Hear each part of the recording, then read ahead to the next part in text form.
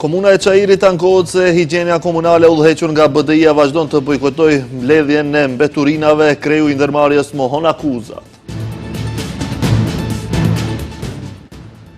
Trajko Slaveski është propozuar për guvernator të ri të Bankës Popullore, ai njihet për zënkat e ashpra që ka pasur me kryetaren e qytetit të Shkupit. Nënshkruhet marrëveshja 6 miliard euroshe me Britaninë e Madhe, Filip që pretendon se çdo fëmijë që lind futet në borxh për 6.000 euro. Prokuroria thekson se terapia në onkologji nuk është dhënë ashtu siç e parashohin protokollet e sëmundjes.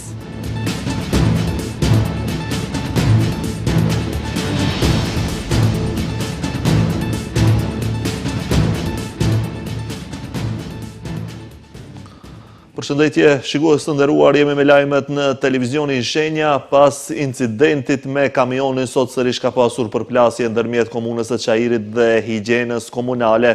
Komuna ka shpërndar disa fotografi duke pretenduar se higjiena komunale udhëhequr nga BDI-a vazhdon ta bojkotojë mbledhjen e mbeturinave në Çajir. Në anën tjetër, drejtori i higjienës komunale Sabaudin Rustemi në një prononcim për televizionin Shenja ka treguar fotografi nga të njëjtat lokacione për të cilët komuna i akuzoi.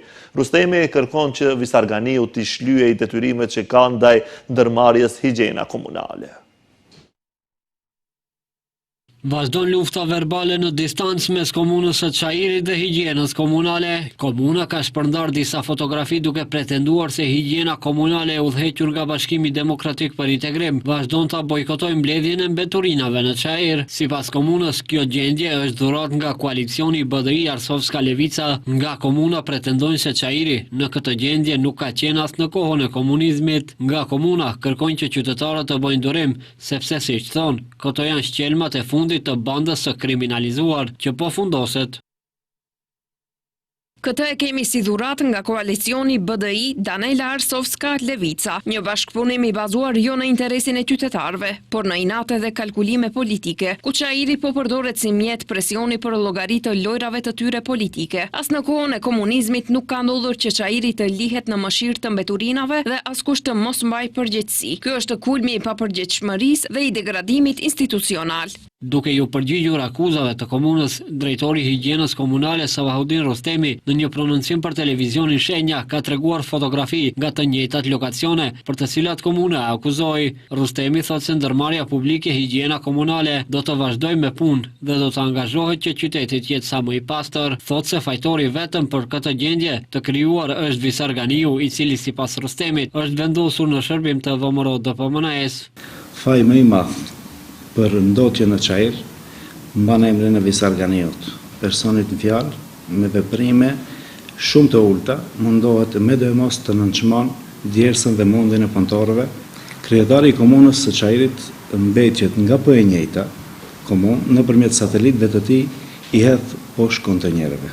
Mbetjet komunale nga ana e higjienës komunale pastrohen në mënyrë të rregullt në bazë të planit operativ.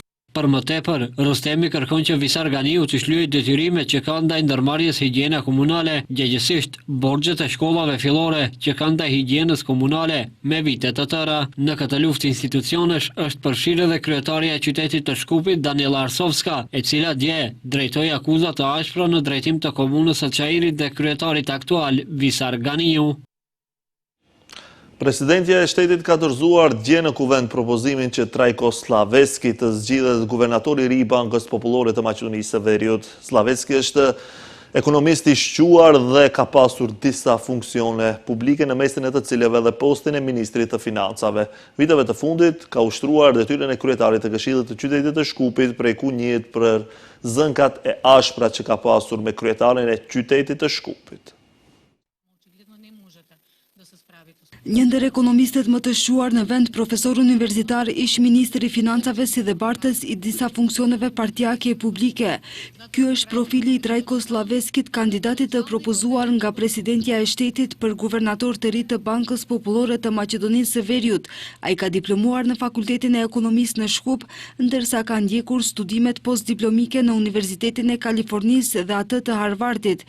Në fushën e tij të interesit janë mikro dhe makroekonomia, ekonomia ekonomia politike, tranzicionit dhe privatizimit, biznesi dhe qeveria, funksionet ekonomike dhe sociale, ekonomia e fuqisë punëtore, ndërsa ka qasje parimore ndaj disiplinës fiskale, taksave të ulta dhe mbrojtjes së stabilitetit monetar, por pavarësisht biografisë së tij të pasur profesionale në opinion viteve të fundit njihet më së shumti për debatet që ka pasur me kryetaren e qytetit të Shkupit Danela Arsovska. Në cilësinë e kryetarit të Këshillit të Qytetit, mosmarrveshjet e Slaveskit me Arsovskën jo rallëherë kanë eskaluar në zënka të ashpra me përmbajtje ofenduese. Се надевам дека се слушаме сега. Пауза од 15 минути затоа што повторно имаме неовластено користење опрема. Господине Хитлер, не сметам дека ви доликува да го правите овој циркус во овој совет. Ata shpeshherë janë zënë për gjendjen e ndërmarrjes për transport publik, duke i shndërruar inatet politike në debate maratonike pas zgjidhje konstruktive për qytetarët. И не е во ред тоа што го правите. Крадете. Тој микрофон е собственост на градот Скопје и на службите тук.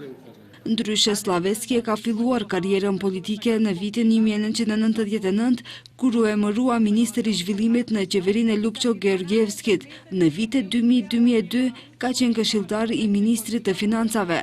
Në vitin 2006 është emëruar ministri i financave dhe ka ushtruar këtë funksion deri në vitin 2009, ndërsa pas propozimit të presidentes pritet që ai të jetë guvernator i ardhshëm. Ky post është njëri ndër postet më të rëndësishme shtetërore. Mes tjerash, guvernatori jep dhe revokon licencat për bankat, monitoron treguesit makroekonomik, jep parashikime dhe projekcione, kontrollon punën e të gjithë sektorit bankar dhe jep koordinatat e kursit të këmbimit të valutës vendore. Janë hedhur në nënshkrimet për marrëveshjen ndërmjet Maqedonisë së Veriut dhe Britanisë së Madhe, e cila kap vlerën e 6 miliardë eurove. Kreu i qeverisë deklaroi se paratë do të investohen në transport, shëndetësi dhe arsim, ndërkohë nga oda ekonomike lidhur me këtë marrëveshje kërkuan që biznesi të jetë i pranishëm me të paktën 70% në projektet dhe investimet e reja. Në Londër sot është nënshkruar marrëveshja në mes Republikës së Maqedonisë së Veriut dhe Mbretërisë së Bashkuar, marrëveshje për të cilën nga qeveria than se është në vlerë prej 6 miliardë eurosh. Kryeministri Hristian Mickoski tha se këto investime do të destinohen në fushat si ajo e transportit, shëndetësisë, arsimit e të tjerë. Marrëveshja i vën në dispozicion Maqedonisë së Veriut 6 miliardë euro, të cilat do të ndahen për projekte në fushat e transportit, shëndetësisë, arsimit, energjisë, teknologjisë, si dhe në fushën e mjedisit. Marrëveshja do të jetë transparente dhe zhvillimore. Ndërkohë, nga oda ekonomike lidhur me këtë marrëveshje kërkuan që biznesi të jetë i pranishëm, me të paktën 70% në projektet dhe investimet e reja për të cilat Maqedonia do të dakordohet me Mbretërinë e Bashkuar në kuadër të partneritetit strategjik. Qëndrimi ynë si biznes është i qartë, ne do të insistojmë që nga çdo marrëveshje që do ta realizojë qeveria me shtete të tjera, që të jemi pjesëmarrës të paktën me 70% në projekte dhe investime, dhe aty për ne do të lindin detyra serioze për të cilat do të gjejmë mekanizma se si do t'i zgjedhim. Edhe zëvendës kryeministri i pari i Maqedonisë së Veriut, Izet Megjiti, ditën e djeshme tha se marrëveshja për partneritet strategjik me Mbretërinë e Bashkuar zgjidh probleme jetike për qytetarët e vendit. Ai e vlerësoi këtë si një hap të rëndësishëm në themelimin e bashkëpunimit ndërmjet Maqedonisë së Veriut dhe Mbretërisë së Bashkuar. Por opozita maqedonese vazhdon të kritikojë qeverinë për marrëveshjen strategjike me Britaninë e Madhe. Kryetari i LSDM-s Venko Filipçe se me borxhin e ri çdo i posta lindur në 25 vitet e ardhshme më njëherë pas lindjes do të ketë borxh 6.000 euro. Ndërkohë ka reaguar nga antari i Komitetit Qendror të VMRO-DVM-s Valentin Manasievski, i cili tha se Filipçe duhet të rrijë qetë në këtë ditë historike për Maqedoninë e Veriut. Kryetari i LSDM-s Venko Filipçe lëshoi paralajmërime serioze për mungesën e transparencës në marrëveshjen për borxhin e ri prej 6 miliardë eurosh me Britaninë e Madhe, të cilën po e zbaton qeveria e udhëhequr nga VMRO-DVM. Ai theksoi se me borxhin e ri çdo i porsalindur në 25 vitet e ardhshme, me njëherë pas lindjes, do të ketë borxh 6.000 euro. Për më tepër, sipas analizave të LSDM-s, borxhi publik do të tejkalojë 115% të produktit të brendshëm bruto, që sipas tyre është më keq se kriza greke e më shumë se një dekade më parë. Ndërkaq, ai hapi edhe temën e pjesës së mundshme politike të marrëveshjes, migrimin, si dhe reagoi edhe ndaj pretendimeve të paqarta të ministrit të financave. Дополнително не знаеме. Është e qartë se këto kontrata do të jenë jo transparente dhe konfidenciale. Ministri i Financave thotë se do të zbatohet një procedurë në përputhje me ligjin e prokurimit publik, por me kompani të huaja ne kemi bërë një kontroll. Ligji i prokurimit publik nuk do të zbatohet. Mediat serioze nga Mbretëria e Bashkuar po raportojnë se vendet e Ballkanit, përfshirë Maqedoninë, do të bëhen qendra për pranimin e refugjatëve të padëshiruar në Mbretërinë e Bashkuar dhe kryeministi Hesht nuk ka qendrim. Ndërkohë ka reaguar edhe antari i Komitetit Qendror të VMRO-DPMN-s, Valentin Manasievski, i cili tha se Filipçe duhet të ri i qetë në këtë ditë historike për Maqedoninë e Veriut. Nëse Filipçe do të ishte në pushtet, ose ndoshta mentori i tij Zaev, jo vetëm që nuk do të kishim pasur një marrëveshje strategjike, por edhe nëse do ta kishim, ajo do të ishte e grabitur, kriminale dhe e korruptuar. Tenderet do të ndaheshin midis vëllezërve dhe kushërinjve, midis koalicioneve partjake. Buxhetet do të dëmtoheshin dhe populli do të paguante të njëjtën shumë. Prandaj Filipçe sot të pyesin përsëri si arritet të kesh aksione në një linjë ajrore indiane, si morë një vizë të ardhur në Dubai dhe a është vendimi për spitalin modular i drejtë dhe i realt. Tutje, ai tha se Filipçe është thjesht një gënjeshtar dhe manipulues i zakonshëm, ndaj dhe duhet të mbetet në të kaluarën e errët të skenës politike maqedonase. Sipas Manasievskit, Filipçe është sinonimi i paaftësisë, krimit dhe korrupsionit. BE-ja duhet të gjejë mekanizëm për të shmangur çështjet bilaterale ndërmjet Maqedonisë së Veriut dhe Bullgarisë, këtë e ka deklaruar kryeministri Hristian Mickoski, i cili theksoi se sërish se nuk pranojnë ultimatume për këtë çështje. Mickoski theksoi se vendi nuk e ka problem që të futet në pakica të tjera si pjesë të kushtetutës, por që sipas tij duhet të ketë garanci që në të ardhmen Sofia nuk do të vazhdojë me bllokada ndaj Shkupit. Kryeministri Hristian Mickoski është shprehur i bindur që do të gjendet të zgjidhje për zhbllokimin e rrugës eurointegruese të vendit. Mickoski tha se vazhdon të mbetet në qendrimin që nuk pranon ultimatume dhe se shpreson që BE-ja të gjejë mekanizëm për të shmangur çështjet bilaterale me Bullgarinë. E për të gjithë këtë situatë, Mickoski me tone të ashpra kritikoi ish-ministrin e punëve të jashtme Bujar Osmani. Sipas Mickoskit, Osmani është fajtori kryesor, i cili, duke negociuar për identitetin maqedonas, ka sjell vendin në situatë që të mos mundet të fillojnë negociatat. И тука немам никаква дилема дека Për fat të keq, atë e ka bërë një ministër në të kaluarën, ka negociuar për identitetin tim Maqedonas dhe ka bërë gabim, dhe nëse mendon se atë do të harrojmë, gënjehet, ne do të gjejmë mënyrë, do të ndërtojmë besim dhe do ta zgjidhim këtë. Ndoshta kjo gjenerat ose ndonjë e ardhshme, ajo do të mbetet në memorien kolektive se çfarë dëmi ka bërë ai njeri identitetit dhe popullit Maqedonas në mos respektim. Nëse ai nuk respekton fqinjin e tij, atëherë ai nuk e respekton as familjen e tij as popullin e tij. Megjithatë, i pari qeverisë tha se Maqedonia e Veriut rrugtimin e ka nisur para 2 dekadave e gjysmë, kur vende tjera në rajon ai tha se ëndronin për BE-n. и никогаш нема да се дозволи. Jam i bindur se do të gjende zgjidhje, do të gjejë mekanizma Bashkimi Evropian dhe Maqedonia do ta merr vendin e merituar për të qenë pjesa e asaj tryeze, sepse ka kohë që e meritojmë, sepse rrugtimin ton e kemi nisur para 2 dekadave e gjysmë, kur vendet e tjera të rajonit ëndronin për Bashkimin Evropian.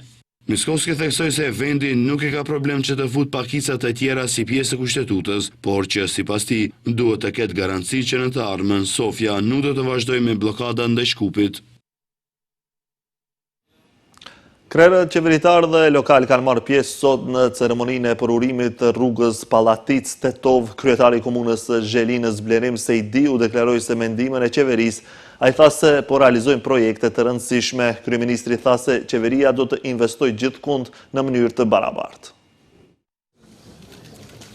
Kryetari i komunës së Zhelinës Blerim Sejdiu i shoqëruar nga kryeministri Hristian Mickoski, kreu i Tetovës Bilal Kasami, ministra, deputet të zonës dhe qytetar, lëshuan në përdorim rrugën e sapo ndërtuar Pallatic Tetov. Sejdiu tha se janë duke punuar në çdo anë të Zhelinës, ndërsa me ndihmën e qeverisë, ai tha se po realizojnë projekte të rëndësishme dhe se Zhelina po njeh një transformim të ndjeshëm. Ky projekt përfshin 1500 metër gjatësi të rrugës, 5 metra gjërsi asfalt dhe deri në 6 metre së bashku me bankinat. 500 metër mur mbrojtës, si dhe një urë e gjatë prej 11 metrësh, e cila rrugë në total ka vlerën e 27 milion denar, nga cilat 20 milion denar i siguroi qeveria e Republikës Maqedonisë Veriut, ndërsa 7 milion denar janë kofinansim nga buxheti i komunës Zhelinës. Ndërkaq, kryeministri Hristijan Mickoski tha se qeveria do të investojë gjithkund në mënyrë të barabartë, ndërsa shtoi se do të vazhdojë me realizimin e projekteve infrastrukturore. Komuna e Zhelinës, siç njoftoi Mickoski, do të përfitojë më shumë se 3.4 milion euro nga buxheti shtetëror për realizimin e projekteve zhvillimore dhe infrastrukturore. Ministri i Ekonomisë Besar Durmishi në kuadër të pjesëmarrjes në Forumin Ekonomik të Biznesit të mbajtur në Sarajev zhvilloi një takim bilateral me zëvendës guvernatorin në Autoritetin e Përgjithshëm për Tregtinë e Jashtme të Arabisë Saudite. Durmishi tha se takimi u zhvillua në një atmosferë bashkëpunuese dhe shënoi një hap të rëndësishëm drejt forcimit të marrëdhënieve ekonomike ndërmjet Republikës së Maqedonisë së Veriut dhe Mbretërisë së Arabisë Saudite. Me kabinetin tim dhe ai me kabinetin e tij shkëmbyem shumë ide të rëndësishme si për vendin ton, ashtu edhe për ata. Diskutuam për temat cilët janë në interes ton, siç është zhvillimi i turizmit, zhvillimi i agrikulturës e kështu me radhë. Njëkohësisht ndajtëm idenë që këto takime të vazhdojnë edhe në të ardhmen duke e rritur numrin e kompanive të cilët do të kyçen në forume të tilla ekonomike të vendit ton, po ashtu edhe të vendit të tjere, që të mundet që të bashkëpunojnë dhe të sjellin investime nga Arabia Saudite në vendin. Prokuroria ka publikuar të dhëna të reja në lidhje me skandalin në klinikën e onkologjisë. Terapia nuk është dhëna ashtu siç e parashikojnë protokollet e sëmundjes, njoftojnë prokurorët. Krye prokurori Lupço Kocevski deklaroi se për të siguruar paanshmëria e këtij rasti, ekspertizat janë bërë në Serbi dhe Sloveni. Terapia nuk është dhëna ashtu siç e parashohin protokollet e sëmundjes. Në klinikën e onkologjisë është bërë keqpërdorim dhe përvesim, sidomos i terapisë së shtrenjtë biologjike. Këto fakte ishin thënë edhe në storjet gazetareske për rastin e onkologjisë, por tani konfirmohen edhe nga prokuroria, e cila formoi lëndë për këtë rast dhe përfundimet e hetimeve kanë treguar se përgjegjës për këtë situatë në onkologji akuzohen të jenë 2 drejtorët e klinikës dhe 4 mjek onkolog. Ata akuzohen se kanë dëmtuar buxhetin e shtetit mbi 2.2 miliard denar. Qëllimi sipas prokurores së lëndës ka qenë përfitimi i paligjshëm, megjithatë shtoi se nuk dihet se ku kanë përfunduar parat. Prokuroria Ana Gogovskaja-Kimovska bëri me dije se për këtë rast janë ngritur 2 badi. Njëra ka të bëjë me punën ekonomike të klinikës dhe pjesa e dytë për trajtimin e pacientëve. Tek 29 pacient, nga ekspertiza që është bërë në Sloveni, është vërtetuar dhënia e terapisë së papërshtatshme, për shkak të performancës së keqe të statusit të pacientëve. Situata në të cilën janë gjetur kombinimet pa indikacione për atë sëmundje. Tek 17 pacientët e tjerë është vërtetuar dhënia e terapisë në gjendje paliative, gjëgjësisht dhënia e panevojshme e terapisë. Kryeprokurori Lupço Kocevski deklaroi se për të siguruar paanshmëria e këtij rasti, ekspertizat janë bërë në Serbi dhe Sloveni dhe se janë analizuar 65 raste të pacientëve. Ky rast duhet të jetë leksion për të gjithë ata që janë përgjegjës, që të merren me përmirësimin e protokolleve për punë për të gjitha institucionet shëndetësore. Rasti onkologjia dhe sidomos ekspertizat mjekësore të dyja vendeve, për fat të keq, tregojnë se tek ne gjendja në shëndetësi është përkeqësuar vazhdimisht. Shefi prokurorive të Shkupit Gavril Bubevski bëri me dije se të akuzuarit akuzohen për vepra të rënda penale, siç janë keqpërdorim, mashtrim dhe përvesim dhe vepra të rënda kundër shëndetit të njerëzve. Ajo që është me rëndësi është pjesa e keqpërdorimeve që janë të dukshme, por prokuroria i dha edhe qasje tjetër, qasje të asaj të hetimit, sa respektohen metodat, protokollet edhe gjithçka që u nevojitet pacientëve të tillë, veçanërisht për terapinë biologjike. Të akuzuarit dyshohet se këto vepra i kanë kryer në periudhën nga viti 2018 deri në vitin 2022. Hetimi për rastin e tragjedisë në Koçan pritet të përfundoj për 10 ditë. Prokurori republikan Lupço Kocevski sqaroi se më pas mbrojtja do të ketë mundësi të shqyrtoj provat. Aktakuza pritet në mesin e qershorit. Prokurori republikan Lupço Kocevski ka njoftuar se hetimi për rastin e tragjedisë në Koçan pritet të përfundojë për 10 ditë, ndërsa më pas mbrojtja do të ketë mundësi të shqyrtojë provat, kurse aktakuza pritet në mesin e qershorit. Për momentin Kocevski tha se hetimi është në një fazë shumë sensitive dhe se janë marrë në pyetje mbi 300 persona. Ai theksoi se puna është ende duke u zhvilluar për të mbledhur prova të reja dhe se nëse prokurorët publik zbulojnë momente të reja, hetimi do të zgjerohet. Duke pasur parasysh se bëhet fjalë për një rast kompleks, për momentin hetimi është në një fazë shumë të ndjeshme. Prokurorët po punojnë sipas dinamikës së përcaktuar dhe shpresoj se për 10 ditë do të përfundojë hetimi me çka më pas mbrojtja do të ketë mundësi të shqyrtojë provat dhe diku në mesin e qershorit pritet aktakuza e prokurorisë. Në zjarrin që ndodhi më 16 mars në diskotekën Puls në Koçan, po atë ditë jetën e humbën 59 persona, ndërsa më 4, 7 dhe 17 prill ndërruan një dhe 3 persona të tjerë, duke e quar numrin total të viktimave në 62. Nga zjarri mbetën 196 të lënduar që u trajtuan brenda dhe jashtë vendit.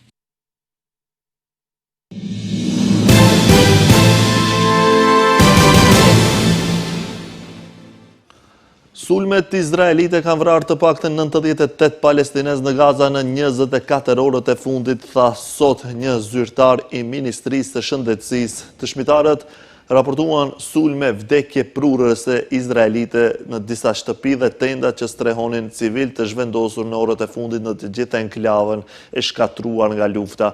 Izraeli praktisi një armpushim të janarit me Hamasin në mars dhe ka intensifikuar ofenzivën e saj në Gaza në ditët e fundit duke zgjeruar operacione toksore dhe duke kryer sulmet ajrore masive.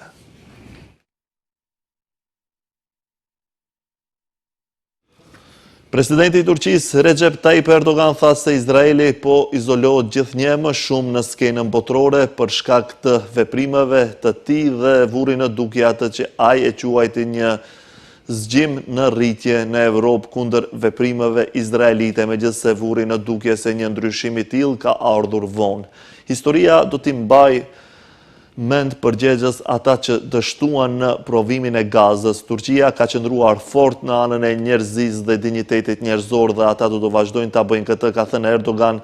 Presidenti turk tha se mund ta vizitoj SBA-n dhe shpreson të zhvillojë një takim ballë për ballë me presidentin amerikan Donald Trump. Erdogan përshëndeti vendimet e fundit ndërkombëtare për të hequr sanksionet ndaj Sirisë, duke quajtur këtë zhvillim një hap vendimtar drejt stabilitetit në vendin e shkatruar nga lufta dhe duke thënë se kjo pasqyron suksesin e diplomacisë konstruktive të Turqisë.